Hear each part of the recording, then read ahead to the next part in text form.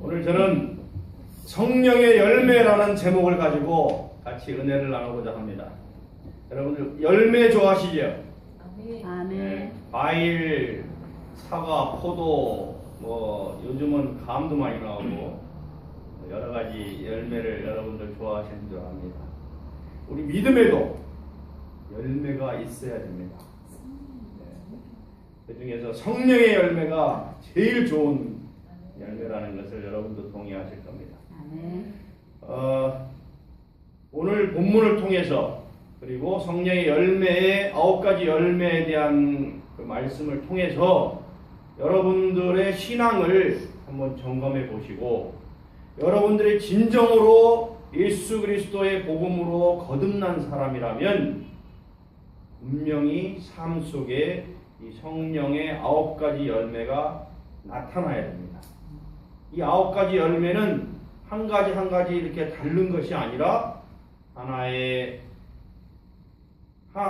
하나님의 성품이고 예수 그리스도의 인격이고 그것이 전체적으로 우리의 삶 속에 나타나야 되는 것입니다. 그래서 오늘은 이 성령의 열매에 대해서 깊이 한번 생각을 해보자 합니다. 먼저 본문에 대해서 좀 참고를 한 후에 구체적인 내용을 좀 말씀드릴까 합니다.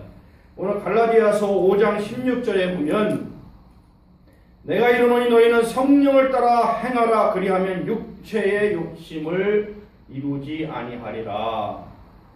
딱 두 가지로 대조됩니다. 육체의 욕심, 성령의 행함. 여러분들이 구원받은 자고 여러분들이 천국을 소유한 하나님의 자녀고 천국 백성이면 반드시 성령으로 행함이 있어야 천국에 갑니다. 육체의 욕심을 따라서 행하는 것이 지금도 있다면 여러분을 다시 재정비하고 다시 추스리고 성령의 열매를 맺도록 다시 시작을 해야 될 것입니다. 이것은 육체의 욕심은 결국 지옥으로 가기 때문에 이거는 명확하게 구분되는 사항입니다. 17절에 보면 육체의 소욕은 성령을 거스리고 성령은 육체를 거스르나니 이들이 서로 대적함으로 너희가 원하는 것을 하지 못하게 하려 함이라. 우리는 영적인 하나님의 영을 하나님 닮은 영을 받았기 때문에 영적인 존재이지만 그러나 아직도 이 세상에 살 동안은 육을 입고 있기 때문에 육체의 소욕을 따르고자 하는 늘 육체가 원하는 것들이 있습니다. 육신의 정욕, 안목의 정욕, 이생의 자랑, 육신이 원하는 것, 쾌락, 여러 가지 세상적인 것들을 원하는 것이 우리의 한계입니다. 인간으로서의 한계. 그러나 여기서는 그것을 어떻게 극복하고 성령의 열매를 맺어 하나님의 사람이 될 수 있는가를 성경에는 분명히 알려주고 있습니다. 그래서 18절에 보면 너희가 만일 성령의 인도하시는 바가 되면 율법 아래에 있지 아니하리라. 여기서 대치되는 것은 율법과 성령이죠. 율법은 구약시대의 율법은 여러분을 구원한다 못한다? 여러분의 죄를 비춰줄 뿐, 여러분이 죄인이라는 것을 깨닫게 해줄 뿐 여러분을 율법이 구원하지는 못합니다. 그래서 하나님께서는 오래 참으신 가운데 예수 그리스도를 보내주사 우리에게 은혜의 말씀, 은혜의 법, 은혜의 복음을 주셨고 그 다음에 성령을 보내주셔서 우리가 성령을 통해서 우리가 구원받고 천국 갈 수 있는 길을 열어주셨습니다. 그래서 예수 그리스도를 기점으로 해서 율법과 이 성령의 시대 이것이 완전히 구분되는 것입니다. 그러나 율법은 여러분을 구원해 주지 못합니다. 성령만이 여러분을 구원해 주십니다. 니고데모가 그 높은 학자임에도 불구하고 예수께 조용히 저녁 때 와서 물었습니다. 어찌하여야 제가 구원을 받으리까? 예수께서 말하시되 네가 물과 성령으로 거듭나야 하리라. 내가 다시 모태에 들어가야 합니까? 물어보니까 예수님께서 자세한 설명을 해주셨습니다. 그래서 성령으로 거듭나야지 천국에 갈 수 있다는 것을 명확하게 알려주신 것입니다.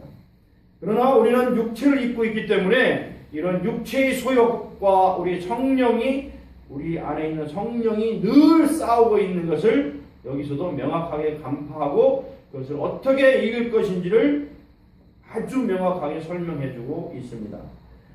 19절에 보면 육체의 일은 분명하니 곧 음행과 더러운 것과 호색과 쭉 나옵니다. 그래서 여러분이 이 중에 하나라도 걸려 있는지 한번 점검을 해보시기 바랍니다.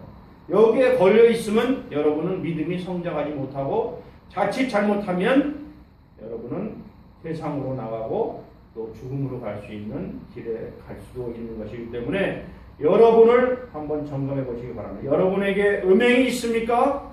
여러분 절제하시기 바랍니다.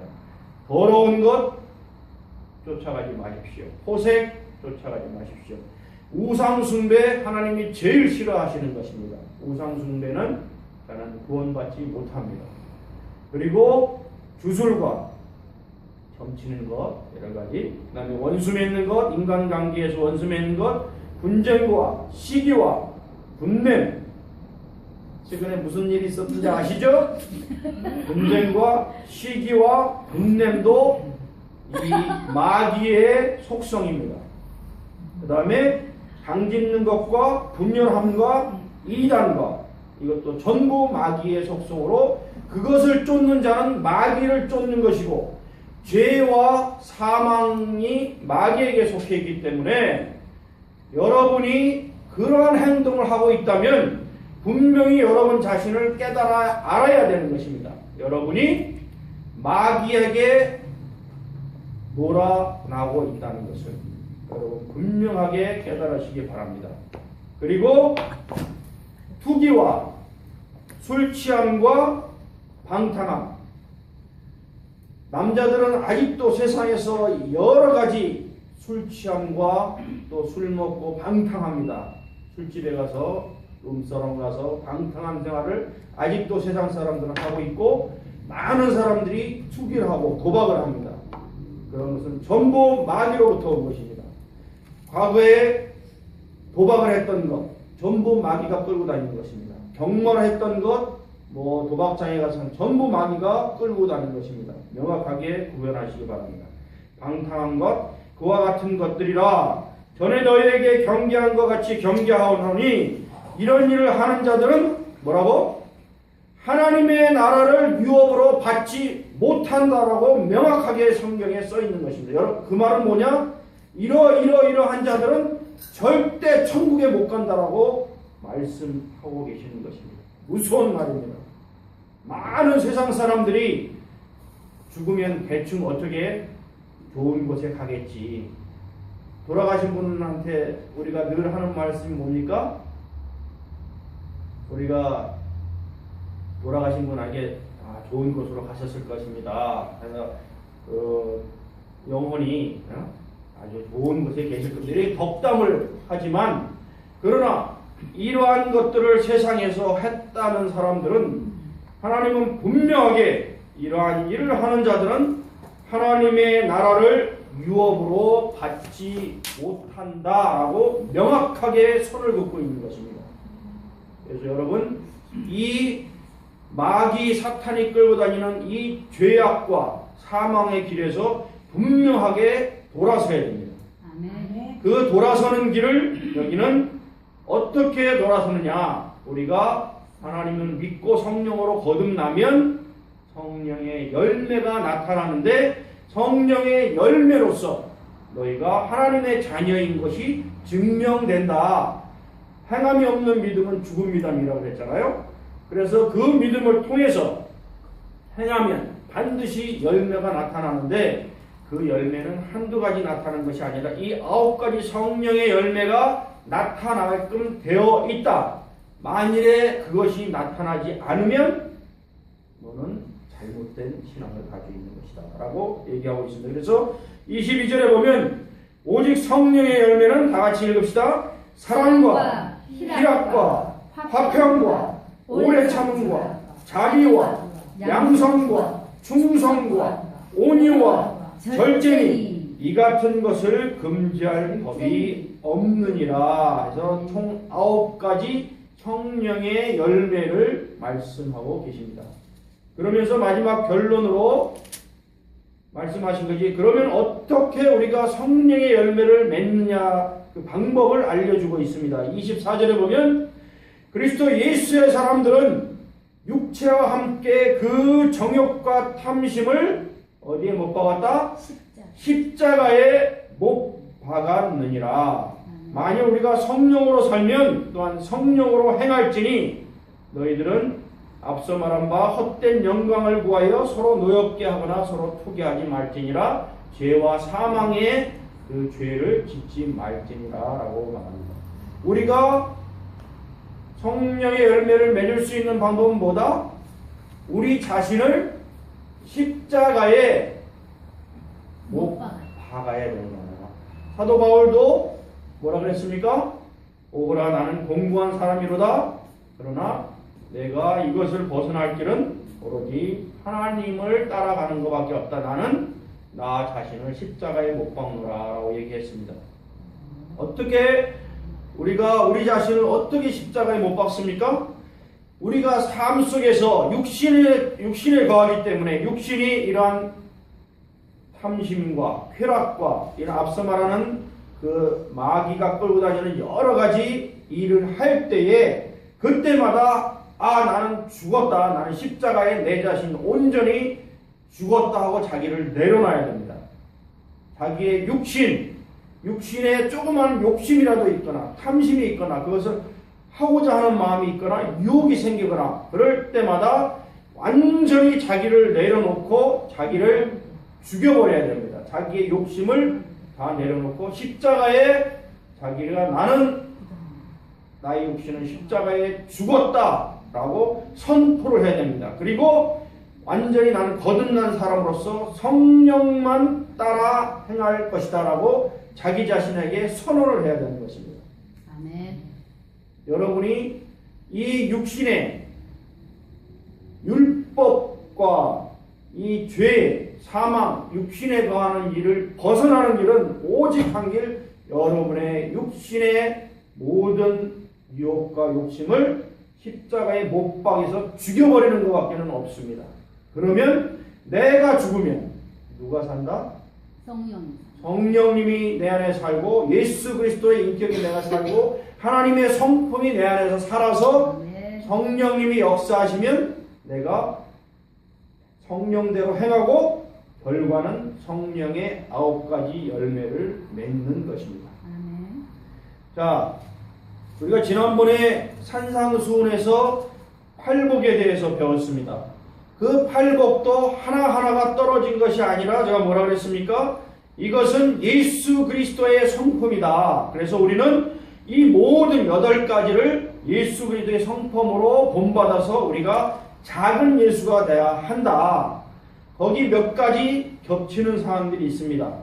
그래서 온유라든지 이런 팔복의 내용들도 겹치지만 그것은 예수 그리스도의 성품이기 때문에 겹치는 내용이고, 팔복은 또한 첫째 번과 8번째 나왔듯이 천국을 가는 조건이 되는 것입니다. 그러한 것을 우리가 이루어야 되는 것도 팔복입니다. 그러나 성령의 열매는 우리가 신앙생활하고 인생을 살면서 결과로서 나오는 그 결과물입니다. 그래서 그것을 우리의 예수 그리스도의 인격으로 받아들이시고 하나님의 성품으로 받아들여서 내 안에 모셔드리면 내가 열매를 자동적으로 맺는다. 내가 억지로 열매를 만드는 것이 아니고 자동적으로 내가 성령을 모시고 살면 나의 삶 속에 자동적으로 열매가 맺힌다는 것입니다. 자, 근데 우리가 좀 명확하게 해야 될 것이 있는데 성령의 은사가 있습니다. 그리고 성령의 열매가 있습니다. 그러나 성령의 은사하고 성령의 열매는 분명히 다른 것입니다. 그래서 거기에 대해서 좀 여러분에게 설명을 드려야지 이해할 것 같아서 먼저 성령의 은사에 대해서 말씀을 드리고자 합니다. 은사라는 것은, 은사는 하나님이 주신 선물입니다. 거저받는 선물이고, 열매는 우리가 신앙생활을 하면서 우리가 맺어가는 것입니다. 그래서 은사는 하나님이 우리에게 주신 선물이고, 뭘 하기 위해서? 하나님 일하기 위해서, 하나님 확정하기 위해서, 교회를 세우고 또 사람들을 섬기고 하나님의 역사를 이루고 교회를 확장해서 하나님 나라를 확장하기 위해서 하나님이 주신 선물입니다. 그리고 은사는 쉽게 말하면 우리가 예수 그리스도의 지체라고 하지 않습니까? 교회에서도 지체라고 하는데, 귀는 귀의 역할이 있고, 코는 코의 역할이 있고, 눈은 눈의 역할이 있습니다. 눈은 보는 것이고, 귀는 듣는 것이고, 코는 냄새 맡고, 입은 말하는 것입니다. 팔다리는 일을 하는 것이고, 다리는 움직이는 것이고, 몸의 각 지체도 오장육부도 각각의 역할이 있습니다. 그것이 바로 은사입니다. 각각의 은사, 각각의 역할이 바로 지체로서의 은사입니다. 그래서 만일에 코가 귀에 붙어 있다거나 입이 귀에 붙어, 이렇게 은사가 잘못된 역할을 하면 그 자체가 잘못된 것이고 하나님의 일을 이룰 수가 없는 것입니다. 그리고 은사가 나타나는 것은 오로지 성령님께서 우리에게 은사를 선물로 줬기 때문에 은사가 나타나는 것입니다. 성경에 보면 은사의 종류를 여러 가지 언급하고 있습니다. 고린도전서 12장 8절에 보면 어떤 사람에게는 성령으로 말미암아 지혜의 말씀을, 어떤 사람에게 같은 성령을 따라 지식의 말씀을, 그 다음에 다른 사람에게는 같은 성령으로 믿음을, 믿음도 은사입니다. 지혜의 말씀, 지식의 말씀도 은사입니다. 어떤 사람에게는 한 성령으로 병 고치는 은사, 또 어떤 사람에게는 능력 행함 은사를 주셨고, 예언의 은사를 줬고, 영들 분별함의 은사를 줬고, 각종 방언 말하는 은사를 줬고, 방언을 통역하는 은사도 주었습니다. 그 외에 여러 가지 은사가 있습니다. 고린도전서 12장 28절에는 하나님이 교회 중에 몇을 세우셨으니 이건 직책으로서의 은사가 있습니다. 첫째는 사도요, 둘째는 선지자요, 셋째는 교사요, 그 다음은 능력 행하는 자요, 그 다음은 병 고치는 은사와 서로 돕는 것도 은사입니다. 다스리는 것도 은사입니다. 그 다음에 각종 방언을 말하는 것도 은사입니다. 그래서 그런 각자의 은사를 가진 사람들이 교회에서 교회를 세우기 위해서 각 지체로서 일을 할 때 교회는 이루어져 나가는 것입니다. 그리고 로마서 12장 6절에 보면 우리에게 주신 은혜대로 받은 은사가 각각 다르니 혹 예언이면 믿음의 분수대로, 혹 섬기는 일이면 섬기는 일로, 혹 가르치는 자면 가르치는 일로. 섬기는 것도 은사고 가르치는 것도 은사입니다.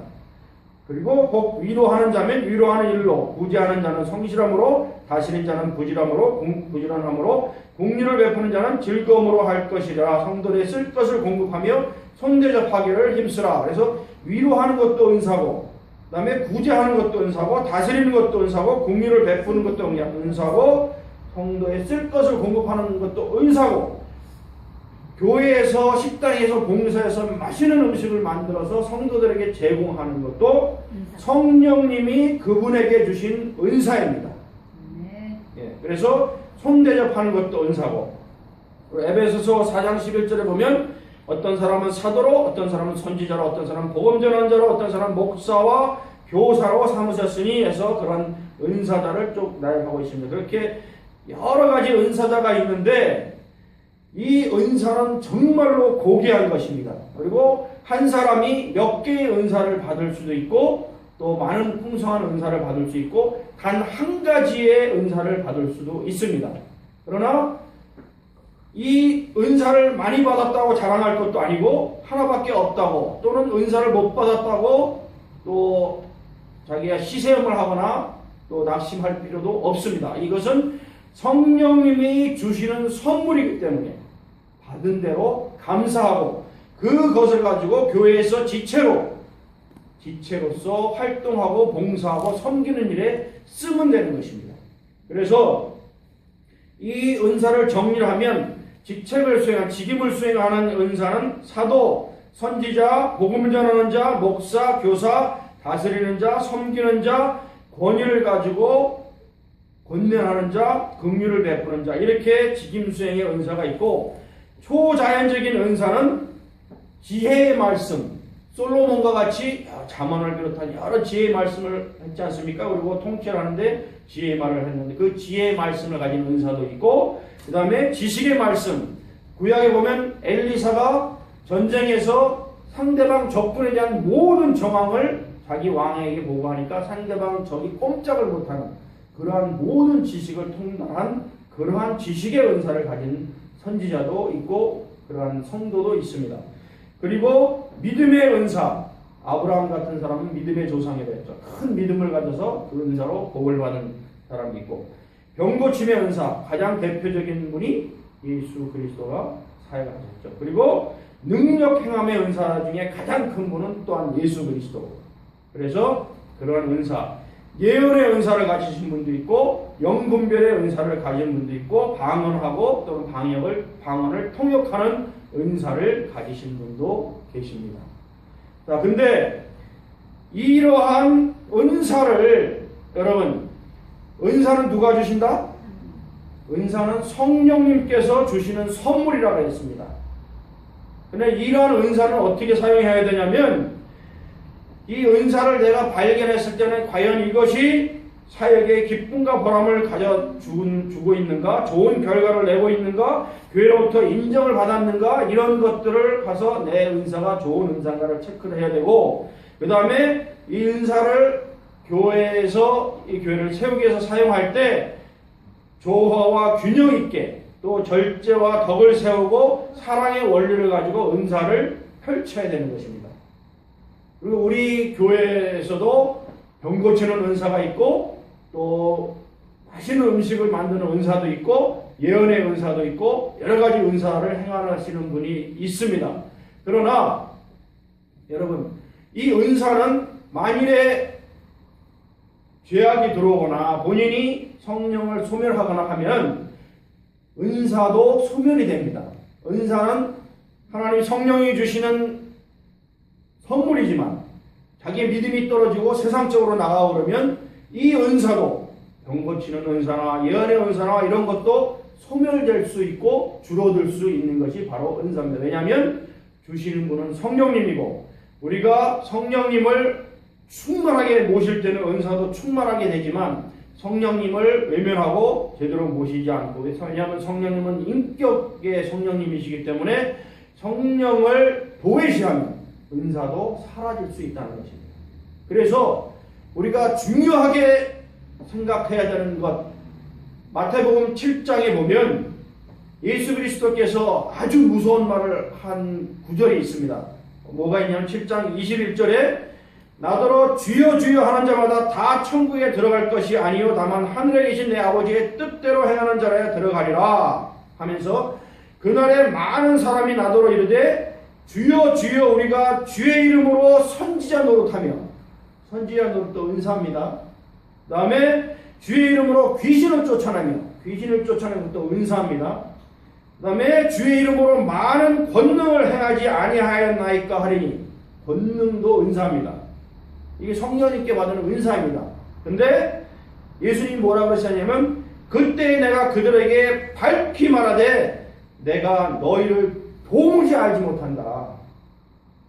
이 불법을 행하는 자들아 내게서 떠나가라. 지옥불에 들어갈지어다고 엄청나게 무서운 말씀하십니다. 왜 그렇습니까? 은사는 분명히 이 사람들은 성령으로 맡은 은사를 자기가 행한 것입니다.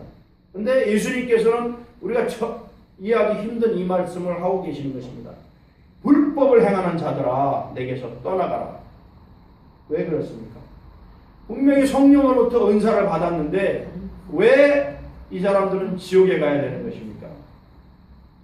여기 분명히 예수님께서 선도의 전제로 한 말씀이 있습니다. 내 아버지의 뜻대로 행하는 자라야 들어가리라. 이 은사를 받은 자들이 처음에는 성령님의 인도하신 대로 그 은사를 활용했습니다. 그래서 병을 고치고 또 예언을 하고 또 방언을 하거나 통역을 하고 여러 가지 은사를 행했는데 이 사람들이 이게 은사 가진 사람들이 조심해야 될 것이 이런 것들입니다. 자기가 은사를 받았는데 처음에 병을 곧 안수하니까 병이 났어요. 참 신기하다고 하나님께 감사를 하고 그 다음에 두 번째 또 누가 이제 병 고치는 걸 보고 와서 병 고쳐서 안수하니까 또 아주 심한 병이 났어요. 그 기적을 보고 또 감사하다가 그 다음 다른 사람이 또 병을 고쳐달라고 왔는데 성령님이 역사하지 않으셨어. 근데 인간적인 생각으로 내가 지금까지 병을 고쳤으니까 이제 병을 고칠 수 있다는 자기 자신만의 생각을 가지고 성령님은 분명히 지금 이 사람에 대해서는 병 고치지 않는다고 그렇게 하고 역사하지 않으시는데 이 사람은 어떤 역사가 안 일어나니까 어떻게 하냐면 자기의 노력으로 그 사람들한테 보이기 위해서 막 안수하고 자 이제 병 났다고 이렇게 하는 거예요. 이러한 자들이 뭐라고? 불법을 행하는 자들. 하나님의 뜻대로 하는 것이 아니고 성령님의 역사하심에 의해서 하는 것이 아니고 한 번, 두 번, 세 번 하다가 성령님이 역사하지 않는데도 주변 사람들의 어떤 것을 보이기 위해서 또는 돈을 벌기 위해서 아니면 자기 자신을 나타내기 위해서 막 성령님의 은사도 없는 상황에서 나름대로 막 하면 그것이 바로 불법을 행하는 자들이 된다는 것입니다. 그리고 예언하는 분들도 있잖아요. 예언하는 사람들. 처음에는 성령의 은사를 받아서 예언을 막 했습니다. 그래서 여러 사람들이 그 예언을 듣고 보니까 정말 맞아요. 그래서 다른 사람한테 소문내서 또 여러 사람이 왔어요. 그러니까 또 예언을 막 해줍니다. 그 사람들도 아주 은혜를 받고 갔어요. 그 다음에 또 여러 사람, 소문이 나서 여러 사람이 왔는데 성령님이 역사하지 않아. 근데 자기는 이미 소문이 났어. 예언을 잘하는 사람으로. 그리고 지난번에는 사람들이 막 돈도 넣고 가 처음에는 이런 거 뭐 필요 없다고 하다가 그 다음에 사람들이 와서 돈 안 넣고 가면 이제 서운한 거예요. 이 사람은 왜 내가 예언해줬는데도 돈 안 넣고 가지? 이렇게 서운한 마음도 생기면서 성령이 역사하지 않는데도 사람들이 막 오니까 이제 자기 마음대로 막 방언도 만들어서 하고 예언을 막 해주는 거예요. 자기의 생각으로. 하나님의 뜻대로 하는 것이 아니라 자기의 생각으로 은사를 흉내내는 거예요. 그러한 자를 예수님께서는 뭐라고 그런다? 불법을 행하는 자라 하는 거예요. 그래서 이러한 불법을 행하는 자는 내게서 떠나가라. 너희는 천국에 들어가지 못한다라고 단호하게 말씀을 하신 거예요. 그래서 우리는 성령의 은사를 사모해야 되고 또 은사 받은 사람들은 감사해야 되지만 이 은사가 잘못 흘러가서 성령님이 떠나가고 은사가 없는데도 그 은사가 있는 것처럼 잘못하는 죄로 인해서 지옥에 가는 그 잘못을 범하면 안 된다는 것입니다. 그래서 반드시 은사를 가진 자는 교회를 세우기 위해서 영혼을 구원하기 위해서 그 은사를 쓰되 반드시 성령님의 인도하시는 대로 하나님의 뜻대로 하여야 하는 것입니다. 그것이 은사가 주는 선물의 혜택이면서 또 빠지기 쉬운 함정입니다. 그래서 은사에 대해서는 우리가 조심을 해야 되는 것입니다. 자, 그러면 은사는 그러한 선물이다. 그러면 성령의 열매는 뭐다? 은사는 아까 말했듯이 한 20여 가지가 있잖아요. 여러 가지 중에서 한두 개를 가질 수도 있고 몇 가지를 가질 수도 있습니다. 그러나 성령의 열매는 제가 뭐랬습니까? 하나님의 성품이고 예수 그리스도의 인격이다. 그래서 성령의 열매는 이 전체가 우리의 한 성품 안에 다 들어가는 것이다. 여기에 9가지 사랑과 희락과 화평과 오래 참음과 자비와 양성과 충성과 온유와 절제, 이것은 하나로 들어가 있는 것이다. 쉽게 예를 들면 우리가 귤을 맛있는 과일 열매 귤을 까면은 귤은 하나지만 그것을 오픈하면 그 안에 여러 개가 들어가 있잖아요. 그런 식으로 성령의 열매 9개가 하나의 귤 안에 들어가 있는 것입니다. 우리가 포도나무를 여기 비유로서 많이 얘기하는데 포도나무에 예수님은 포도나무고 우리는 가지니 우리가 포도나무에 달려있으면 너희가 풍성한 열매를 맺는다 할 때 여러 개의 그 열매가 있는데 열매가 이렇게 열매 안에 9개가 같이 모여있는 거. 성령의 열매는 하나로 보시면 됩니다. 하나님의 성품으로 보고 예수 그리스도의 인격으로 보고 우리가 작은 예수가 되어서 이 9개 열매를 다 동시에 맺어야 되는 것으로 이해하시면 되는 것입니다. 그래서 이 성경에 보면 몇 가지 나무의 비유가 있어요. 성경에서 나오는 나무 중에 백향목이라고 있죠. 백향목. 백향목은 그 나무 자체에서 향기가 납니다. 향기가 나서 벌레가 먹질 않아요. 오래도 쓸 수 있는 거예요. 그래서 성전의 기둥이라든지 어떤 건물의 기둥이나 배들보나 석가래나 이런 걸로 쓰는 그 나무가 백향목이라고 있습니다. 그 다음에 성경에 자주 나오는 나무는 감람나무가 있죠. 감람나무는 우리가 올리브나무라고 해요. 올리브나무. 그래서 거기서 올리브유 기름을 짜서 우리가 뭐 기름 성냥에 기름을 불 때 기름 불 때도 쓰고 또 생활의 기름으로도 쓰고 유난히도 쓰고 하는 그런 나무가 감람나무입니다. 그 다음에 대표적으로 비유해서 나는 나무가 포도나무가 있죠. 포도나무 앞서 말씀드린 것처럼 예수님께서 비유로 얘기하실 농부와 또 포도나무와 가지를 비유했죠. 나는 포도나무니 너희는 가지니 너희는 나에게 달려있다. 그러나 포도나무를 가꾸시는 분은 누구라? 농부는 누구다? 하나님. 그래서 하나님은 농부시고 예수 그리스도는 포도나무고 우리는 포도나무에 달려있어야 열매 맺는 가지다. 이렇게 비유를 하고 있습니다. 그 다음에 또 하나 비유로 말하는 나무가 무화과나무가 있죠. 예수님께서는 무화과나무를 보시고 살펴보니까 열매가 없으니까 무화과나무를 이 열매 없는 무화과나무야 그래서 저주를 하셨습니다. 열매 없는 나무는 예수 그리스도께서 저주를 하시는 것입니다. 그러면 우리는 풍성한 열매를 맺어야 한다라는 것을 이 포도나무의 비유를 통해서 알 수가 있는 것입니다. 그래서 이 성령의 열매를 우리가 좀 살펴보면 이 열매에 대해서 성경의 마태복음 7장 16절에 그들의 열매로 그들을 알지니 가시나무에서 포도를 또는 엉겅퀴에서 무화과를 따겠느냐 이와 같이 좋은 나무마다 아름다운 열매를 맺고 못된 나무가 나쁜 열매를 맺나니 좋은 나무가 나쁜 열매를 맺을 수 없고 못된 나무가 아름다운 열매를 맺을 수 없느니라. 아름다운 열매를 맺지 아니하는 나무마다 어떻게 한다? 찍혀 불에 태우리라. 분명히 말씀하십니다. 너희가 열매를 맺지 않으면 찍혀서 불에 태우겠다는 것입니다. 그러므로 그들의 열매로 그들을 알리라 라고 분명히